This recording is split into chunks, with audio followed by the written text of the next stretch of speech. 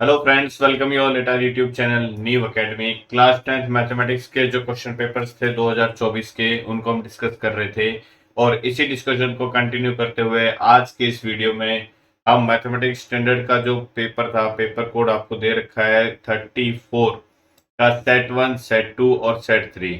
इसके section A को हम डिस्कस करने वाले हैं। सेट 1 के सभी क्वेश्चन हम डिस्कस करेंगे। सेट 2 और सेट 3 में जो डिफरेंट क्वेश्चन है सेट 1 से, उनको हम बाद में डिस्कस करने वाले हैं इसी वीडियो में। ओके, चैनल को अगर आपने अभी तक सब्सक्राइब नहीं किया तो चैनल को सब्सक्राइब कर लीजिए, बेल आइकन को प्रेस कीजिए ऑल नोटिफिकेशन के लिए, जिससे जब भी हम कोई भी नया वीडियो अपलोड करेंगे आपको ऑन द स्पॉट उसका नोटिफिकेशन मिल जाएगा। इस क्वेश्चन पेपर के अलावा अगर आप कोई दूसरा क्वेश्चन पर सेट देखना चाहते हो तो कुछ क्वेश्चन पेपर्स हम ऑलरेडी डिस्कस कर चुके हैं। अगर आप उनमें से कोई भी वीडियो देखना चाहते हो तो प्लेलिस्ट का लिंक आपको डिस्क्रिप्शन में मिल जाएगा। आप डायरेक्ट प्लेलिस्ट पे क्लिक करके अपने रिक्वायर्ड क्वेश्चन पेपर सेट के जो भी सेक्शन को देखना चाहते हो उसका वीडियो आपको वहां अवेलेबल रहेगा, जाके देख सकते हैं। ठीक है, फटाफट स्टार्ट करते हैं सेक्शन ए को।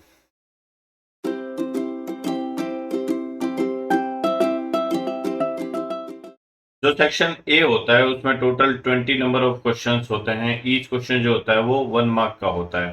ठीक है, 18 क्वेश्चन जो होते हैं वो एमसीक्यू टाइप होते हैं एंड 2 क्वेश्चंस जो होते हैं वो असर्शन एंड रीजन टाइप होते हैं। ठीक है, सेट 1 के सभी क्वेश्चन हम पहले डिस्कस करेंगे। सेट 2 सेट 3 में जो डिफरेंट क्वेश्चन होंगे उनको हम बाद में डिस्कस करने वाले हैं इसी वीडियो में। फर्स्ट क्वेश्चन जो दे रखा है, if ax plus by equal to a square minus b square and bx plus ay is equal to 0, then the value of x plus y, आपको x plus y की value find out करनी है ना। तो एक तरीका तो यह है कि आप x की वैल्यू फाइंड आउट करो और y की वैल्यू फाइंड आउट करो अलग अलग, फिर उसको ऐड कर दो। अदरवाइज देखो यहाँ पे क्या हो रहा है, x का कोफिशिएंट इस इक्वेशन में a है, यहाँ ये a y का कोफिशिएंट है ना। फर्स्ट इक्वेशन में y का कोफिशिएंट b है, सेकंड इक्वेशन में x का कोफिशिएंट b है। तो अगर मैं इन दोनों इक्वेशन को ऐड कर देता हूं तो देखो ये क्या हो जाएगा, ax plus b y plus b x plus a y. ये एलएचएस साइड हो गए, दोनों को ऐड करने पे आरएचएस साइड क्या हो गया, a square minus b square plus यहाँ 0 है तो प्लस 0 करने का कोई मतलब नहीं है।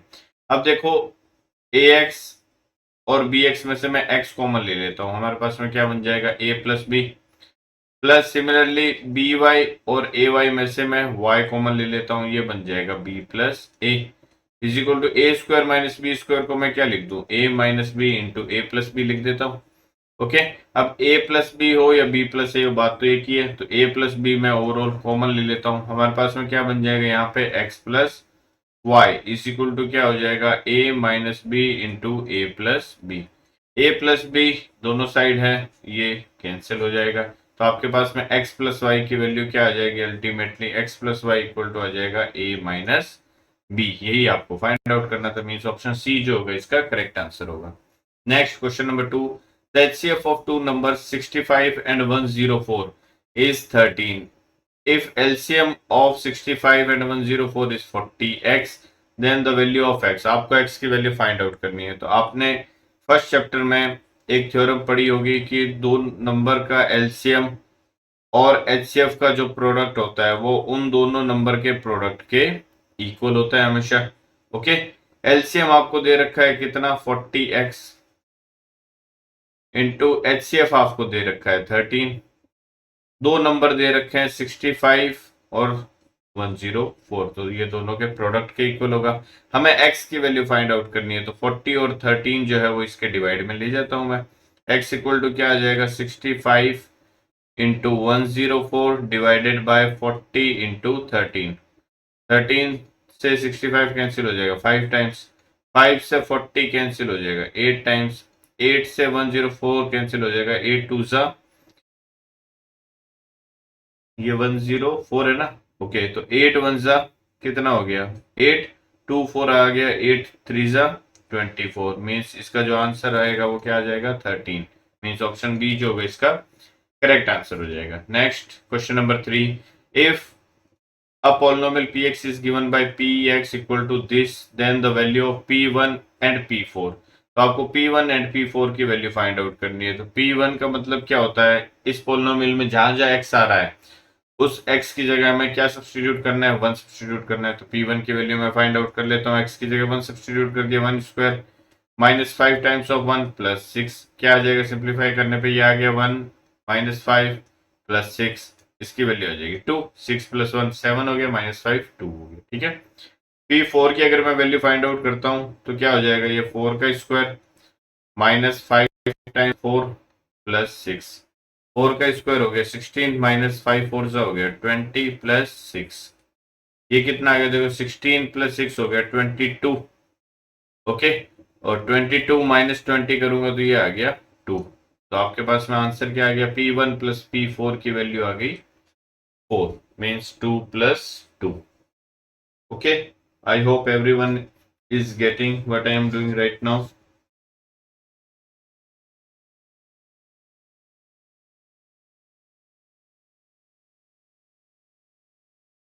Next, question number 4. If the discriminant of the quantity equation 3x square minus 2x plus c is equal to 0 is 16. आपको ये क्वेश्चन दे रखा है, ये क्वांटिटी इक्वेशन है, इसका डिस्क्रिमिनेट, डिस्क्रिमिनेट क्या होता है, कैपिटल डी इक्वल होता है किसके, बी स्क्वायर माइनस 4ac के, इसकी वैल्यू 16 गिवन है तो आप डिस्क्रिमिनेट की जगह 16 सब्स्टिट्यूट कर दो। बी स्क्वायर, बी क्या होता है, जो क्वांटिटी इक्वेशन है उसमें एक्स का कोफिशिएंट मींस -2 का होल स्क्वायर माइनस में 4, ए की वैल्यू क्या होती है, जो एक्स स्क्वायर का कोफिशिएंट होता है, सी क्या होता है, कांस्टेंट टर्म। ये क्या हो जाएगा देखो 16 इज इक्वल टू -2 का स्क्वायर 4 हो गया माइनस ये कितना हो गया 12 ऑफ सी, ये इस साइड ट्रांसफर होगा तो 12 हो जाएगा, 16 माइनस 4 इक्वल आ जाएगा माइनस और 12 सी के, तो -12 12 को कैंसिल करेगा कितने टाइम्स, -1 टाइम, तो सी की वैल्यू क्या आ गई यहाँ से -1 मीन्स ऑप्शन सी जो होगा इसका करेक्ट आंसर होगा। Next, if an arc subtend an angle of 90 degree at the center of the circle, then the ratio of its length to the circumference of the circle। मैं एक circle ले लेता हूं, ठीक है, एक सर्कल हम ले लेते हैं, यहाँ पे देखो ये मैंने एक सर्कल ले लिया है। अब ये जो सर्कल है इसमें कोई एक आर्क है जो सेंटर पे 90 डिग्री का एंगल सबटेंड कर रहा है, तो मैं एक आर्क ले लेता हूं कोई भी, एक सेकेंड रुको,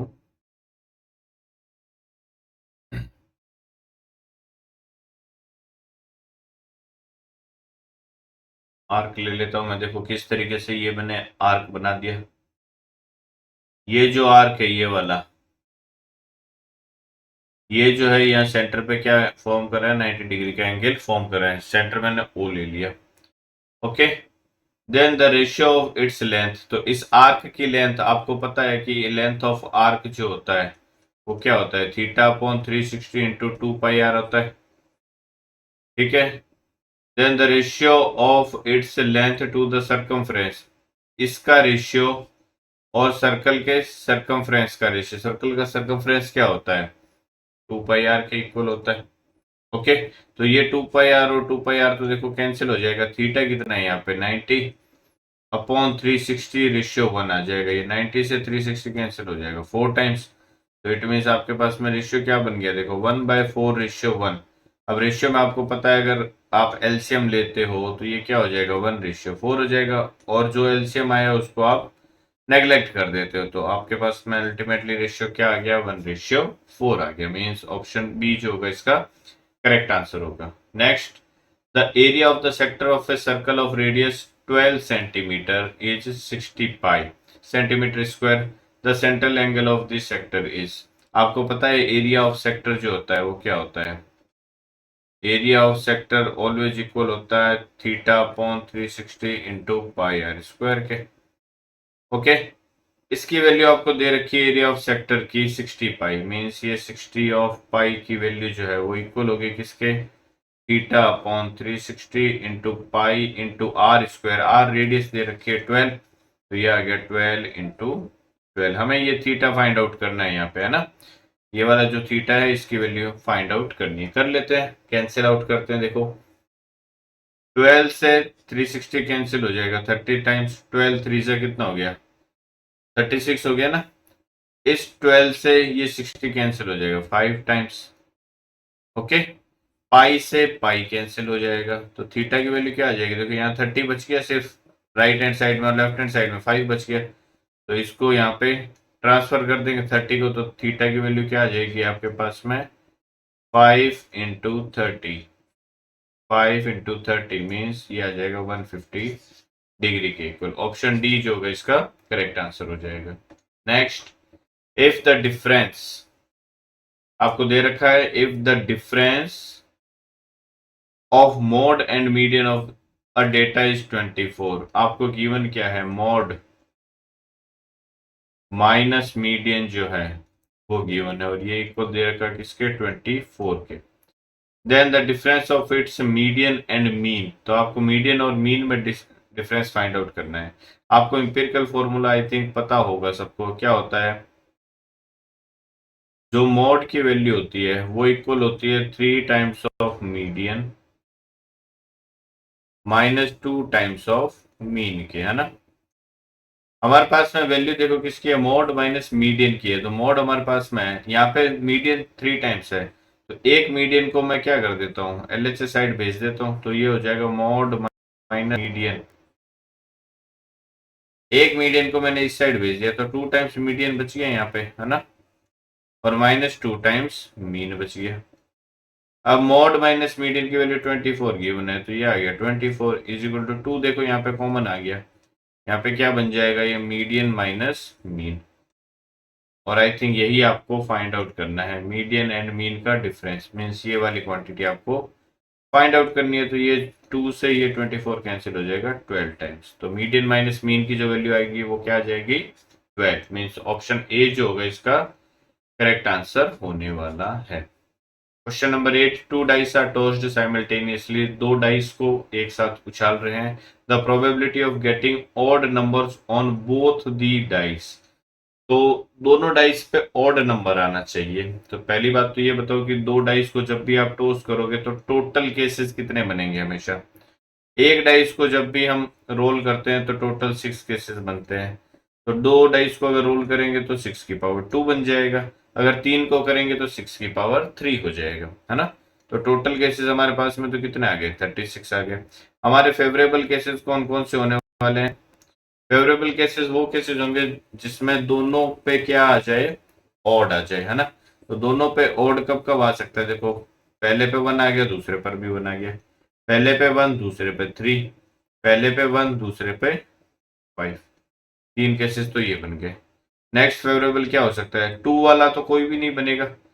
नेक्स्ट बन सकता है पहले पे 3 आ गया, दूसरे पे 1 आ गया, या फिर दोनों पे 3 आ गया, या पहले पे 3 आ गया, दूसरे पे 5 आ गया। नेक्स्ट क्या बन सकता है, पहले पे 5 आ गया, दूसरे पे 1 हो गया, पहले पे 5 आ गया, दूसरे पे 3 आ गया, या पहले पे 5 आ गया, दूसरे पर भी 5 आ गया। और कोई भी ऐसा केस नहीं बनेगा जिसमें दोनों पे क्या आ जाए, ऑड आ जाए। ओके, तो ये सभी केसेस जो होंगे हमारे फेवरेबल केसेस हो गए। टोटल कितने केस बन गए यहाँ पे, 9 केस बन गए। तो प्रोबेबिलिटी क्या हो जाएगी फिर, फेवरेबल अपॉन टोटल, फेवरेबल है 9, टोटल है 36, तो 9/36 दे रखा है ऑप्शन में, तो यही आपका करेक्ट आंसर हो जाएगा। अदरवाइज सिंप्लीफाई करोगे तो ये 1/4 आ जाएगा। आई होप समझ रहे होंगे सभी। नेक्स्ट क्वेश्चन नंबर 9 देखते हैं। क्वेश्चन नंबर 9 दे रखा है, the ratio of total surface area of a solid hemisphere, solid hemisphere का टोटल सरफेस एरिया जो होता है वो क्या होता है, हमेशा 3πr² के इक्वल होता है ना।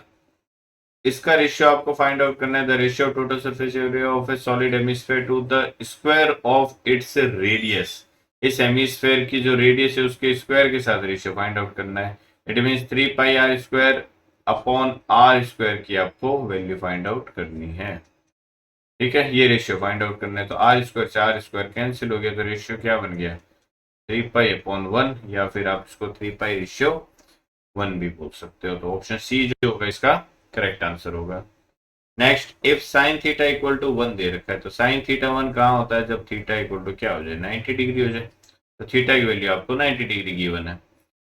Then the value of 1/2 sine थीटा/2, तो 1/2 साइन थीटा/2, थीटा/2 का मतलब क्या हो गया 90/2 हो गया, 90/2 का मतलब हो गया ये साइन 45 बन गया, और साइन 45 की वैल्यू आपको पता है कितना होता है, 1/√2, तो ये 1/2 इंटू 1/√2, तो ये आ जाएगा 1/2 ऑप्शन ए जो होगा इसका करेक्ट आंसर हो जाएगा।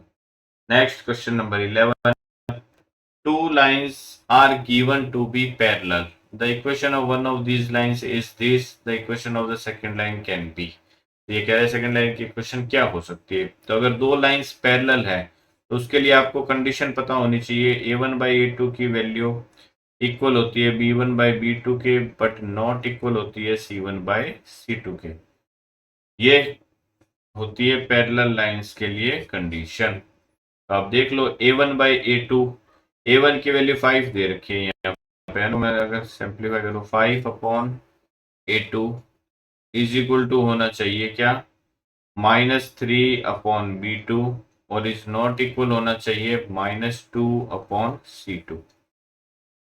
ओके, तो अब देखो 5 बाय मैं अगर -15 लेता हूं और ये b2 की जगह अगर मैं -9 लेता हूं, ये -15 अगर ले लिया और ये -9 ले लिया, तो ये तो देखो क्वांटिटी प्लस की आ जाएगी सेकंड वाली, और ये क्वांटिटी माइनस की आएगी। इट मींस ये आंसर पॉसिबल नहीं है।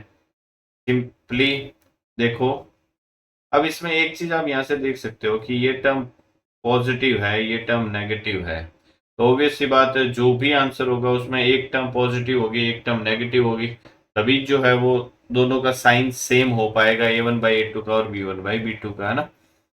तो ये दोनों नेगेटिव है, ये नहीं हो सकता, ये दोनों पॉजिटिव है, ये भी नहीं हो सकता, ये एक पॉजिटिव है एक नेगेटिव है, तो ये देख लेते हैं। देखो 5/9 होगा और ये -3/-15 आ जाएगा, तो -3/-15 कितना हो जाएगा, 1/5 आ जाएगा, बट ये तो 5/9 आएगा। इट मीन ये भी आंसर नहीं होगा, तो आंसर जो होगा वो ऑप्शन डी होने वाला है। चेक कर लेते हैं। देखो a1 है 5/a2 कितना हो गया -15, इक्वल टू b1 कितना है -3/b2 कितना है 9। क्या ये दोनों एक दूसरे के इक्वल हो रहे हैं? इसको इससे कैंसिल करूंगा तो ये आएगा -3। सिमिलरली 3 को 9 से कैंसिल करूंगा तो ये भी आएगा -3। इट मीन ये तो इक्वल हो रहे हैं, बट क्या ये दोनों इक्वल हो रहे हैं? क्या -2/c की वैल्यू क्या है -5, तो माइनस से माइनस कटेगा, तो ये दोनों क्वांटिटी जो है वो थर्ड क्वांटिटी के इक्वल नहीं हो रही है। इट मीन्स आपके पास में यहाँ से क्या है, देखो -1/3 equal to -1/3 but not equal to 2/5, और वो किसके लिए हो रहा है? ऑप्शन डी के लिए। तो वही हमारा क्या हो जाएगा, करेक्ट आंसर होने वाला है। नेक्स्ट आपको दे रखा है 3 numbers in AP have the sum is equal to 30। तो जब भी आपको एपी में टर्म्स अज्यूम करनी हो, अगर odd number of terms assume करनी है तो आप क्या लो, मिडल टर्म को ए ले लो, इसके लेफ्ट हैंड साइड वाली को a-d ले लो, राइट हैंड साइड वाली को a+d ले लो। ठीक है, इसका फायदा क्या होगा, जब भी आप इन तीनों टर्म्स को ऐड करोगे, जब भी तीनों टर्म्स को ऐड करोगे, ये माइनस और प्लस डी एक दूसरे को कैंसिल आउट कर देंगे, है ना। तो एडिशन इन तीनों का जो है वो किसके इक्वल हो जाएगा, 3a के इक्वल हो जाएगा, और ये वैल्यू आपको दे रखी है 30 के इक्वल, तो ये 30 आ गया, 3 से 30 कैंसिल हो जाएगा 10 टाइम्स, तो a इक्वल टू आपके पास में क्या आ गया, 10 आ गया। अब a जो है यहाँ पे मिडल टर्म है, देखो फर्स्ट टर्म नहीं है, ध्यान रखना। आपसे पूछा क्या है, what is it's a middle term, आपसे मिडल टर्म ही पूछी है, और a जो है वो क्या है, मिडल टर्म ही है, तो a की वैल्यू यहाँ पे कितनी आ जाएगी, 10 आने वाली है। Okay, next question number 13, in triangle ABC में आपको डीई जो है वो बीसी के पैरेलल दे रखा है। ठीक है, ये डीई जो है वो बीसी के पैरेलल है, shown in the figure. If AD equal to 4, ये एडी 4 सेंटीमीटर आपको गिवन है, AB 9 सेंटीमीटर, ये टोटल AB जो है ये टोटल 9 दे रखा है आपको, ये 9 सेंटीमीटर हो गया। AC, ये टोटल AC जो है वो 13.5 दे रखा है, तो ये 13.5 सेंटीमीटर आ गया ना। Then the length of EC, आपको ये वाली लेंथ फाइंड आउट करनी है, तो BPT अप्लाई कर देते हैं। देखो क्या होगा BPT में, AD दिस साइड अपॉन ये पूरी ABC में AB इक्वल टू ADE में AE जो है वो ABC में प्रोपोर्शनेट होगी किसके, AC के। ठीक है, तो हमें क्या चाहिए, हमें ईसी चाहिए तो मैं पहले ए ई फाइंड आउट कर लूंगा, उसको एसी में से सब्ट्रैक्ट कर लूंगा तो ईसी आ जाएगा। तो एडी हमें गिवन है 4 अपॉन ए बी दे रखा है 9 इज इक्वल टू ए ई मुझे फाइंड करना है अपॉन ए सी दे रखा है 13.5 है ना, 13.5 आ गया ये। अब देखो ये 4.5 से डिवाइड होता है 9 और 13.5, अगर आपको दिखाई दे रहा है तो नहीं दिखाई दे रहा है तो कोई दिक्कत नहीं है। देखो क्रॉस मल्टीप्लाई कर देता हूं मैं, 4 इंटू 13.5 अपॉन 9 आ जाएगा, ये पॉइंट हटाएंगे 10 आ जाएगा डिवाइड में, 2 से कैंसिल हो जाएगा ये 2 टाइम्स 4 और ये 5 टाइम्स, 5 से ये कैंसिल हो जाएगा 5 2 ज़ा 10 एंड 5 7 ज़ा 35, 9 से ये कैंसिल हो जाएगा 3 टाइम्स। तो ए ई की वैल्यू आपके पास में कितनी आ गई, 2 into 3 means 6 centimetre.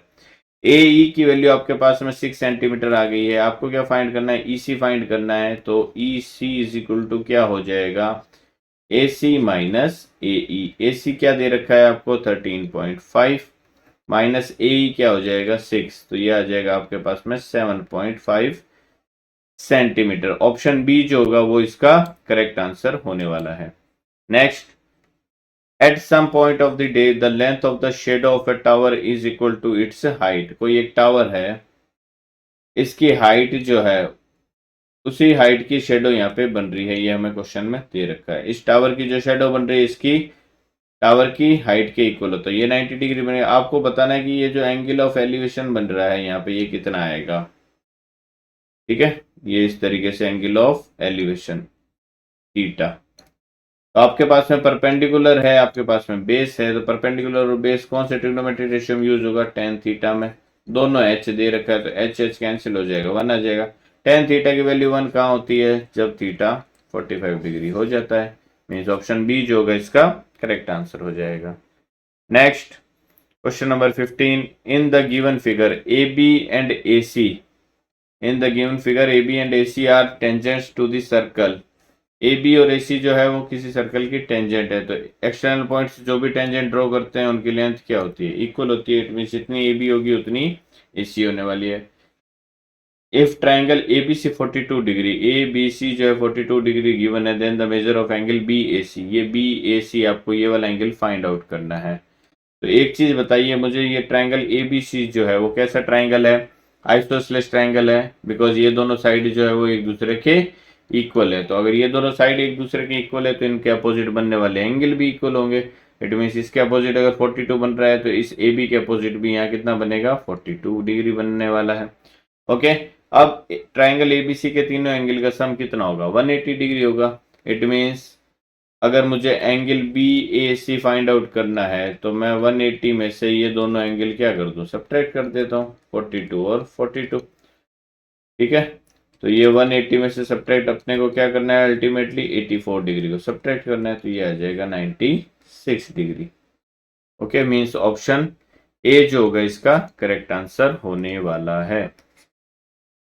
Next, the fourth vertex D of a parallelogram A B C D whose 3 vertices are. आपको ये एक पैरेललोग्राम दे रखा है, देखो इसके 4 वर्टाइसेस है, ए -2,3 है ये, बी जो है वो कितना है देखो 6,7 है, सी जो है वो 8,3 है। आपको वर्टेक्स डी जो है, सपोज मैं x, y ले लेता हूँ, ये फाइंड आउट आपको करना है, ठीक है। तो एक चीज मुझे बताइए, जो पैरेललोग्राम के डायगोनल होते हैं वो एक दूसरे को बाइसेक्ट करते हैं। बाइसेक्ट का मतलब दोनों एक दूसरे को मिड पॉइंट पे इंटरसेक्ट करते हैं। सपोज ये पॉइंट पी है, तो अगर मुझे ये पॉइंट पी फाइंड आउट करना है तो पॉइंट पी जो है वो ए सी का भी मिड पॉइंट होगा और बी डी का भी मिड पॉइंट होगा।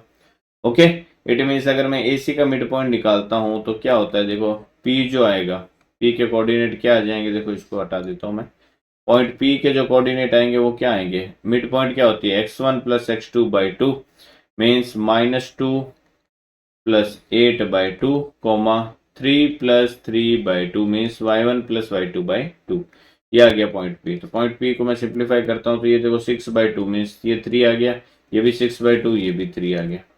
ओके, सिमिलरली मैं बी डी का mid point P find out करता हूँ, तो बी डी का मिड पॉइंट क्या हो जाएगा पी, देखो ये कितना आ जाएगा 6 + x/2, 6 + x/2, 7 + y/2, ये आ गया 7 + y/2। अब ये p और ये p दोनों सेम है, इट मीन्स इसका x कोऑर्डिनेट इज 3 के इक्वल होगा और ये y कोऑर्डिनेट भी 3 के इक्वल होने वाला है। इसका मतलब 6 प्लस एक्स बाई 2 की वैल्यू भी 3 होगी और 7 प्लस वाई बाई 2 की वैल्यू भी 3 के इक्वल होगी। सिंप्लीफाई कर लेता हूँ, देखो ये आ जाएगा 6 plus x is equal to 6, 6 से 6 कैंसिल हो जाएगा, एक्स की वैल्यू यहाँ से आ जाएगी 0। सिमिलरली ये आ जाएगा 7 plus y is equal to, ये 2 उधर जाएगा तो 6 हो जाएगा, y की वैल्यू क्या आ जाएगी 6 minus 7 means -1।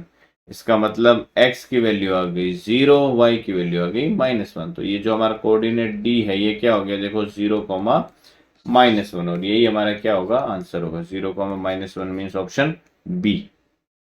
Next question number 17 क्या दे रखा है, for an event E, if P of E means probability of happening that event and P of E bar means probability of not happening that event is equal to Q दे रखा है। किसी भी event के होने की probability और उस event के न होने की प्रोबेबिलिटी का सम तो हमेशा क्या होता है, 1 के इक्वल होता है। इट मीन्स ये जो Q की वैल्यू है वो कितनी हो गई, 1 हो गई। Then the value of q square -4, q की वैल्यू 1, 1 का स्क्वायर -4, 1 का स्क्वायर 1, -4 इज इक्वल टू क्या आ जाएगा, -3 मीन्स ऑप्शन ए जो होगा इसका करेक्ट आंसर होने वाला है। Next, in the given figure Q R is a common tangent, ये क्यू आर जो है वो कॉमन टेंजेंट है to the two circles, to given circle touching externally at a point पे ये दोनों सर्कल एक दूसरे को एक्सटर्नली टच कर रहे हैं।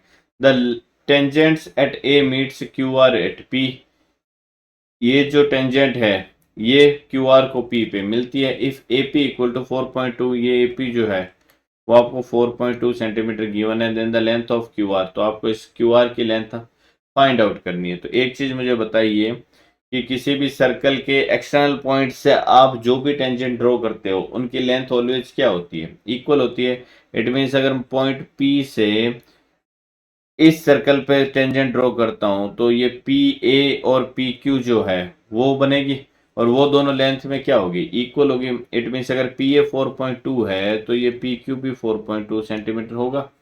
सिमिलरली इस सर्कल की अगर मैं बात करता हूं तो पी ए इस पे भी टेंजेंट है और पी आर भी टेंजेंट है, सेम पॉइंट पी से ड्रॉ हो रही है। इट मीन्स जितनी पी ए है उतनी ही पी आर होगी, मीन्स ये भी क्या होगा 4.2 सेंटीमीटर। तो क्यू आर की हमारे पास में लेंथ आ गई है यहाँ से कितनी, 4.2 plus 4.2 means 8.4 centimetre. Option C जो होगा इसका करेक्ट आंसर हो जाएगा। ठीक है, नेक्स्ट क्वेश्चन नंबर 19 और 20 एसेंशियल रीजन के क्वेश्चन है। क्या कह रहा है, देखो mid point of A line segment divides the line segment in the ratio 1:1। बिल्कुल सही है, जो मिड पॉइंट होता है ए बी का जो भी मिड पॉइंट होगा वो 1:1 में क्या करेगा, इसको डिवाइड करेगा। सेशन बिल्कुल सही है। रीजन क्या दे रहा है, the ratio in which the point -3, k divides the line segment joining the point, this is 1:2। आपको ये दो पॉइंट दे रखे हैं इस तरीके से, देखो ये पॉइंट दे रखा है -5,4, ये पॉइंट दे रखा है -2,3। आपको 1:2 में कोई एक पॉइंट है जो डिवाइड कर रहा है इसको, ये पॉइंट P ले लेता हूं मैं, सपोज ये दे रखा है -3, k। तो एक चीज तो मुझे ये समझ नहीं आ रही कि ये k कहाँ से आएगा, जब ये दोनों पॉइंट जो है वो एक्चुअल वैल्यू में दे रखा है तो इसका जो सेक्शन फॉर्मूला से पॉइंट P निकलेगा वो भी एक एक्चुअल वैल्यू ही निकलेगा। इट मीन्स ये जो k है वो यहाँ जनरेट नहीं होगा, पहली बात तो आई बात समझ में। इट मीन्स ये जो है वो गलत दे रखा है आपको, इट मीन्स रीजन जो है वो वैसे ही गलत हो गया, असर्शन से कोई मतलब ही नहीं है इसका। तो इसका आंसर जो होगा वो क्या होगा, ऑप्शन सी हो जाएगा। असर्शन तो सही है बट रीजन जो है वो क्या है, फॉल्स है इसका हमेशा। ठीक है, नेक्स्ट क्वेश्चन नंबर 20 देख लेते हैं, वो भी असर्शन रीजन का होगा। क्या दे रखा है, if the circumference of a circle is 576 centimetre, circle का सर्कमफ्रेंस कितना होता है 2πr, ये इक्वल दे रखा है 176 के। Then its radius is 28 centimetre, तो 2 इंटू पाई की वैल्यू 22/7 इंटू आर मुझे फाइंड करना है 176। ठीक है, ये 11 से कैंसिल हो गया 2 टाइम्स, ये 11 से कैंसिल हो गया, 11 1 11 11 6 66। ओके, फर्दर 2 × 4 से ये कैंसिल हो गया, 4 टाइम्स, तो आर की वैल्यू क्या आ गई देखो 7 क्रॉस मल्टीप्लाई होगा 4 से, तो 7 4 जा 28 सेंटीमीटर। इट मीन्स ये जो असर्शन है वो तो सही दे रखा है। नेक्स्ट रीजन क्या है, circumference equal to 2 pi into radius of the circle. R बिल्कुल सही है, रीजन भी बिल्कुल सही है। ठीक है, तो असर्शन और रीजन दोनों सही है, और रीजन जो है वो असर्शन को जस्टिफाई भी कर रहा है। मीन्स इसका आंसर जो होगा वो ऑप्शन ए होने वाला है आपका। ओके, तो ये सेट 1 के सभी क्वेश्चन हमने डिस्कस कर लिए हैं। अब सेट 2 और सेट 3 के जो डिफरेंट क्वेश्चन है सेट 1 से, उनको देख लेते हैं। फर्स्ट डिफरेंट क्वेश्चन था question number 4, if in the given figure angle C angle D ये 90 डिग्री दे रखे हैं, ये 60 डिग्री दे रखा है, then the area of the shaded region, आपको ये शेडेड रीजन का एरिया फाइंड आउट करना है। तो शेडेड रीजन जो है वो क्या है, एक सर्कल का सेक्टर ही तो है। आपको ये एंगल फाइंड आउट करना है, एंगल आ जाएगा तो हम theta upon 360 into pi r square लगा देंगे। एंगल कैसे आएगा, देखो ये 90 हो गया, ये 90 हो गया, ये क्वाड्रिलेटरल आपको दे रखा है, क्वाड्रिलेटरल के तीनों एंगल का सम कितना होता है 360 डिग्री होता है। ओके, तो ये 90 90 180 तो ऑलरेडी हो चुका है, तो ये 60 और ये एंगल जो है वो मिलके क्या बनाएगा फिर 180 डिग्री बनाएगा। इट मीन्स अगर ये 60 हो गया तो इसको फिर यहाँ पे क्या होना पड़ेगा 120 डिग्री होना पड़ेगा। ओके, तो अब एरिया अगर मुझे फाइंड आउट करना है तो मुझे थीटा की वैल्यू यहाँ से मिल गई कितनी 120 डिग्री, और रेडियस जो है वो दे रखी है आपको 3 सेंटीमीटर। एरिया फाइंड करना है तो ये आ जाएगा theta upon 360 into pi r square. Pi की फॉर्म में आपको ऑप्शन दे रखे हैं, तो आप पाई की फॉर्म में ही रहने दो, थीटा की जगह वैल्यू सब्सटीट्यूट करता हूँ मैं 120 डिग्री अपॉन ये आ गया 360 डिग्री इंटू पाई है, तो पाई रहने दो आर स्क्वायर, 3 का स्क्वायर हो जाएगा 9, ये इसको कैंसिल कर देगा, 3 टाइम्स 3 से 9 कैंसिल हो जाएगा 3 टाइम्स, तो पास आंसर आ गया 3 पाई। 3 पाई जो होगा इस क्वेश्चन का आंसर हो जाएगा option A. Okay, next question number 5, if the mean of 6 7 P 8 Q 14 is 9। आपको ये नंबर्स दे रखे हैं, कितने नंबर है टोटल 6 नंबर है, इनका मीन दे रखा है। तो आपको पता है कि मीन जो होता है x बार वो क्या होता है इन सभी का सम upon total number of quantity.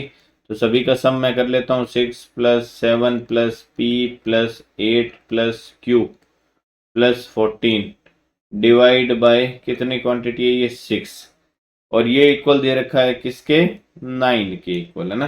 तो 6 ये मल्टीप्लाई में चला जाएगा, 6 9 से कितना हो जाएगा 54, और ये इनको ऐड कर देता हूं मैं, देखो ये हो गया 13, ठीक है 13 एंड ये हो गया 14, तो 14 एंड 13 तो हो गए 27, 27 + 8 कितना हो जाएगा आपके पास में 27 और 8 हो गया 35। इट मीन्स यहाँ पे आपके पास में क्या आ गया देखो P + Q + 35 इक्वल टू ये आ जाएगा 54। 35 को उस साइड में भेज देता हूँ तो P + Q की वैल्यू क्या आ जाएगी 54 - 35 मीन्स ये आ जाएगा 19 के इक्वल। तो P + Q की वैल्यू आ जाएगी 19, मीन्स ऑप्शन बी जो होगा इसका करेक्ट आंसर होने वाला है। नेक्स्ट क्वेश्चन नंबर 15 जो था वो डिफरेंट है, क्या कह रहा है देखो question 15, from the letters of the mobile a letter is selected at random, the probability that the selected letter is a vowel। तो मोबाइल में वोवल कौन कौन से हैं वो हमारे क्या हो गए फेवरेबल केस हो गए। वोवल कौन सा, एक तो ओ है, एक आई है, एक ई है, तो टोटल जो वोवल है वो कितने हो गए 3 हो गए। ये ई भी वोवल है ना, तो वोवल 3 हो गए, और यही हमारे क्या है फेवरेबल केसेस। टोटल केसेस कितने हैं यहाँ पे, टोटल मोबाइल में कितने लेटर्स है 6, तो वो टोटल केसेस हो गए। प्रोबेबिलिटी फाइंड करनी है तो फेवरेबल अपॉन में टोटल कर दूंगा मैं, फेवरेबल है 3 अपॉन टोटल है 6, 3/6 मीन्स 1/2 जो है इस क्वेश्चन का आंसर हो जाएगा option C. Next, if 3 8 2 5 is equal to 3 की पावर x इंटू 5 की पावर y इंटू 17 की power z, then the value of x + y - 2z is. It means आपको इसके क्या करने हैं फैक्टर बनाने हैं ना, तो फैक्टर बनाने में फैक्टर बना लेता हूँ। कैसे बनाते हैं, या तो आप लगाओ जो देसी मेथड है उसको, अदरवाइज फैक्टर ट्री की फॉर्म में कर लेता हूं मैं। देखो सबसे पहले मैं क्या करता हूँ इसको 5 से डिवाइड कर देता हूँ, बिकॉज यूनिट डिजिट 5 है तो 5 से डिवाइड होगा ही होगा। ये 5 से डिवाइड करूंगा तो ये क्या आ जाएगा देखो 5 7 जा 35 हो जाएगा, फिर 3 2 आएगा, 5 6 जा 30 हो जाएगा, फिर 2 5 आएगा, ये 25 5 टाइम्स है ना। फिर ये देखो 5 से डिवाइड हो रहा है, तो मैं फिर इसको 5 से डिवाइड कर देता हूँ।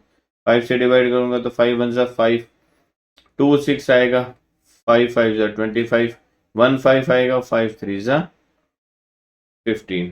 ठीक है, 153 आ गया। अब ये 5 से डिवाइड नहीं हो रहा, 3 से डिवाइड हो रहा है। देखो 3 से डिवाइड हो रहा है, तो मैं 3 से डिवाइड करूंगा तो 3 5 ज़ा 15 और 3 1 ज़ा 3।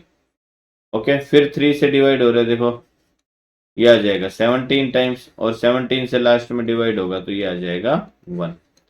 ओके, इट मीन्स 3 8 2 5 के फैक्टर क्या बन गए? देखो 3 कितनी बार आ रहा है? 2 बार, तो 3 की पावर 2 आ गया। 5 कितनी बार आ रहा है? 2 बार। और 17 कितनी बार आ रहा है? 1 बार। तो इट मीन्स x की वैल्यू क्या आ गई? यहाँ पे 2 आ गई, y की वैल्यू कितनी आ गई? 2 आ गई, और z की वैल्यू कितनी आ गई? 1 आ गई। तो ये सब वैल्यू जो है मैं यहाँ पे क्या कर देता हूँ, इसमें सब्सटीट्यूट कर देता हूँ।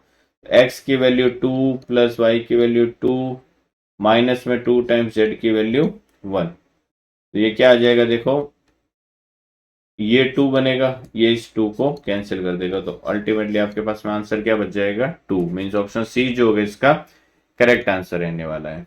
Next question number 17, a quadratic polynomial one of whose zeros is 2 plus root 5 and the sum of whose zeros is 4। अब देखो एक जीरो जो है वो कैसा दे रखा है? इरेशनल दे रखा है, और इरेशनल जीरोज और कॉम्प्लेक्स जीरोज जो होते हैं वो हमेशा क्या होते हैं? कॉन्जुगेट पेयर्स में होते हैं। तो अगर एक a प्लस रूट बी है तो दूसरा a माइनस रूट बी होगा ही होगा, ध्यान रखना। ठीक है, तो अगर एक 0 2 प्लस रूट 5 है तो दूसरा क्या होगा? 2 माइनस रूट 5 होगा ही होगा। आई बात समझ में? तो आपको क्या करना है? क्वाड्रेटिक पोलिनोमियल फाइंड आउट करना है ना। तो क्या होता है? देखो x square minus sum of the zeros of x plus product of the zeros, इस फॉर्म में क्या होता है? एक क्वाड्रेटिक पोलिनोमियल होता है। वन ऑफ देम है ये, है ना। ठीक है, बिकॉज इसके आगे यहाँ मल्टीप्लाई में कोई कांस्टेंट भी लग सकता है आगे या पीछे। तो ये क्या हो जाएगा? देखो एक्स स्क्वायर माइनस सम अगर मैं करता हूँ तो देखो सम आपको दे ही रखा है, वैसे भी 4 ही है। X plus product of the zeros करता हूँ तो ये 2 plus root 5 into 2 minus root 5 आ जाएगा। तो a plus b into a minus b क्या हो जाएगा? A square minus b square हो जाएगा। तो x square minus 4x plus a square minus b square means 2 का स्क्वायर माइनस रूट 5 का होल स्क्वायर। तो ये क्या बन जाएगा? देखो एक्स स्क्वायर माइनस 4x, ये हो जाएगा 4, ये हो जाएगा माइनस का 5, तो ये आ जाएगा माइनस का 1। तो पी एक्स जो है वो x square minus 4x minus 1 means option B जो होगा इसका करेक्ट आंसर होने वाला है। ओके, अगर आपसे पूछ ले कि क्या यही एक पोलिनोमियल बनेगा? नहीं, इनफाइनाइट नंबर ऑफ पोलिनोमियल बनेंगे, बिकॉज यहाँ पे देखो मल्टीप्लाई में के आ रहा है, तो इस के की वैल्यू जैसे जैसे चेंज होगी पोलिनोमियल भी चेंज होता जाएगा। This is one of the polynomial, ध्यान रखना। Next, if the first 3 terms of an AP are this, ये फर्स्ट 3 टर्म्स दे रखी है, then the value of P, आपको पी की वैल्यू फाइंड आउट करनी है। तो एक चीज मुझे बताओ कि अगर ये a1 है, ये a2 है और ये a3 है, तो अगर AP के 3 टर्म्स है तो इनका कॉमन डिफरेंस जो है वो सेम रहेगा। इसका मतलब A2 माइनस A1 की जो भी वैल्यू आएगी वो A3 माइनस A2 के इक्वल आने वाली है, और ये किसके इक्वल होता है? कॉमन डिफरेंस के इक्वल होता है। तो A2 माइनस A1 अगर मैं करता हूं तो ये क्या हो जाएगा? देखो 3P प्लस 5 माइनस A1 कितना दे रखा है आपको? 3P माइनस 1 इक्वल हो जाएगा किसके? A3 5P प्लस 1 माइनस में A2 कितना है? 3P प्लस 5 के। ओके, इसको हमें क्या करना है? अब देखो सिंप्लीफाई कर लेते हैं। तो ये 3P और ये 3P दोनों एक दूसरे को कैंसिल कर देंगे। ये आ जाएगा देखो 5 minus of minus 1 means plus का 1 हो जाएगा, तो 5 प्लस 1 ये आ गया 6। इक्वल में क्या आ जाएगा? देखो ये 5P है और ये माइनस का 3P हो जाएगा, तो ये बन जाएगा 2P। ये प्लस का 1 है, ये माइनस का 5 हो जाएगा, तो ये आ जाएगा माइनस का 4। माइनस 4 इस साइड जाएगा तो प्लस का 4 हो जाएगा। इट मीन्स 2P की वैल्यू जो है वो 6 प्लस 4 10 के इक्वल हो गई। तो P की वैल्यू हमारे पास में यहाँ क्या आ जाएगी? 5। मीन्स ऑप्शन डी जो होगा इसका करेक्ट आंसर होने वाला है। ओके, नेक्स्ट जो डिफरेंट क्वेश्चन थे सेट 3 में उनको डिस्कस करते हैं। जो फर्स्ट डिफरेंट क्वेश्चन था question number 4, the pair of linear equation y is equal to 0 and y is equal to -7 has. देखो y इज इक्वल टू 0 क्या होता है, जो x एक्सिस होती है वही आपके क्या होती है, हमेशा y is equal to 0 line होती है कि हर एक पॉइंट के लिए y कोऑर्डिनेट ऑलवेज क्या होगा, 0 होगा।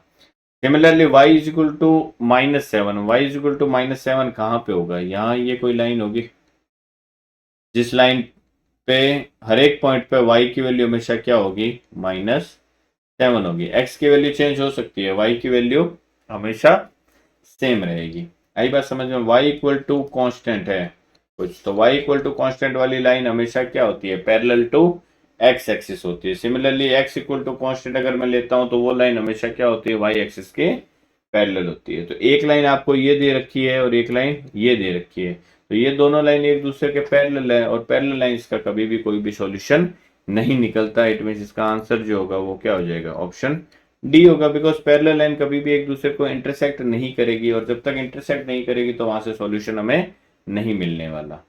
ओके, ऑप्शन डी जो होगा correct answer. Next, the area of the square inscribed in a circle of radius 5√2 centimetre. एक आपको सर्कल दे रखा है और उसके अंदर में क्या है, स्क्वायर है। तो मैं ये एक सर्कल ले लेता हूं। ओके, इसको मैं क्लीन कर देता हूं। अब इसके अंदर में क्या है, एक स्क्वायर है, तो मैं स्क्वायर ले लेता हूं। ठीक है, स्क्वायर इसके अंदर लेता हूं इस तरीके से। एक सेकेंड, ये स्क्वायर आ गया है इसके अंदर। ओके,